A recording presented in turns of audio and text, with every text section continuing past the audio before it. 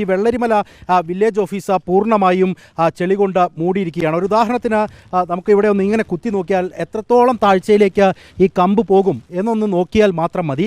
അത്രയേറെ താഴ്ചയിൽ മണ്ണ് വന്ന് മൂടിക്കിടക്കുന്ന സാഹചര്യം നിലനിൽക്കുന്നുണ്ട്. ഈ ഒരു ഓഫീസിൻ്റെ ഏതാണ്ട് ഈ ഒരു ഭാഗം, അതായത് ഈ ബോർഡിൻ്റെ ഈ ഒരു ഉയരത്തിലാണ് വെള്ളവും ചെളിയുമൊക്കെ കയറി വന്നിട്ടുള്ളത്. ഇനിയിപ്പോൾ മറ്റൊരു കാഴ്ച കൂടി നമുക്ക് ഇവിടെ നിന്ന് കാണിക്കാൻ കഴിയും എന്നുള്ളതാണ്. അതായത് ഈ പ്രളയത്തിൻ്റെ കാലത്ത് എത്രത്തോളമാണ് ഇവിടെ മണ്ണ് കൂടിയിട്ടുള്ളത് എന്നുള്ളത് സംബന്ധിച്ച ഒരു കാഴ്ച കൂടി ഒരു ഘട്ടത്തിൽ ഞാൻ കാണിച്ചു തരാമെന്ന് കരുതുകയാണ്. അതായത് 2019 വന്നിരിക്കുന്ന പ്രളയജലത്തിൻ്റെ തോതാണ് അവിടെ നമുക്ക് ദൃശ്യങ്ങളിൽ കാണാമെന്നാണ് ഞാൻ കരുതുന്നത്.